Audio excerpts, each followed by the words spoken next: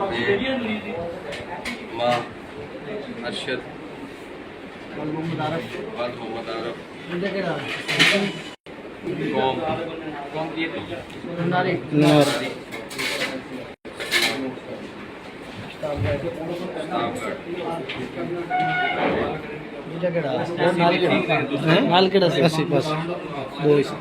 दूजा गवाह थे मौके पे जड़े आए ने क्योंकि प्रथम गड्डी ने सही फायर कर होर भी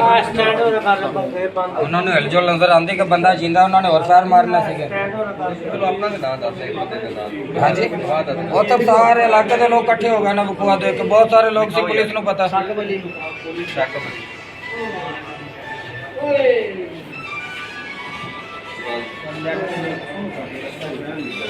यार एक मिनट पीछे ही हट तक हो जा सीन है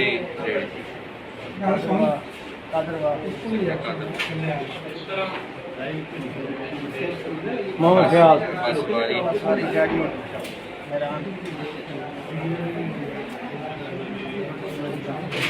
बजाना जा रही थी नहीं मैं दसना साढ़े सुजुकी मेराज नंबर की गड्डी चोट पहले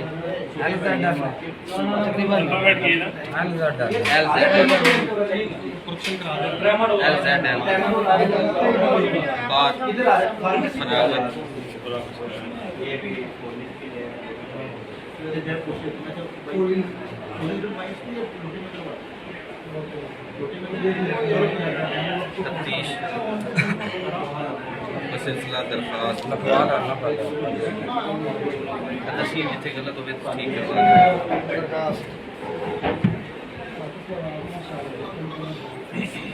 थाना सिटी बिहाड़ी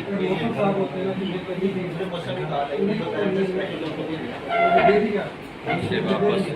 कहना तुसी लिखवा रहे हो ना भाईजान बयान ते आपका मैं दसना ना बोल के कि मेरे नाल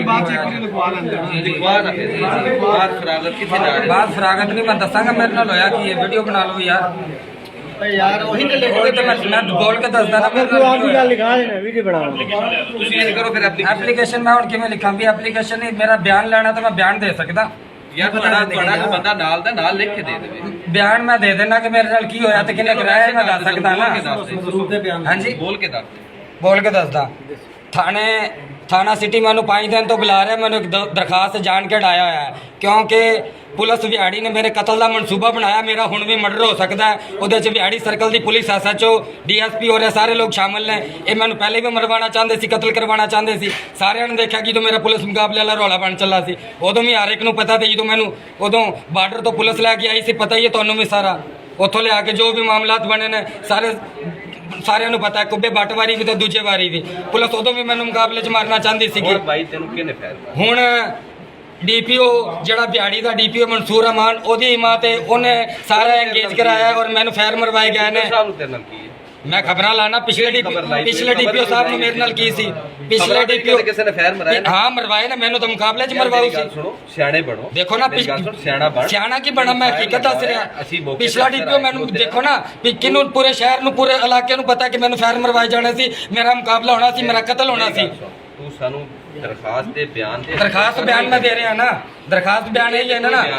ये है कि पुलिस ने मैनू हुण मरवाया है मरवाने की कोशिश की है मेरे ते हमला करने वास्ते एक SHO च तप्पड़ नहीं गया कि फैर मरवावे जदों तक उहदे अफसरां दी आशीर्वाद ना होवे कह दिन ठोक दिओ उदों तक नहीं फैर मरवा सकता SHO ये तप्पड़ को नहीं किसी SHO च अफसरां ने कहा SHO ने अरेंज करवाए ने अज तो 5 दिन पहले 25 तरीक नूं जी जी ये शरीक मैंने फैर मरवाने वाली पुलिस है गल्ला ना कर जी जी कप्तान नूं ये है जी कि मैनू हुण कतल करवान मैनू मेरा हुण वो शायद जानदे ही उन्हां नूं मेरी सारी मुलाकात दा लोगां ने दस्सिया ते तो दफ्तर दे अमले ने सारे ने देखो इस तरह नहीं होंदा मेरा ये बयान है नहीं ते मैनू दोबारा गोली मरवा दो जेड़ा तुसीं मरवाना चाहंदे हो मैनू गोली मरवा दो मैं जिंदा बच गया मैनू गोली मरवा दो यार एक मिनट यार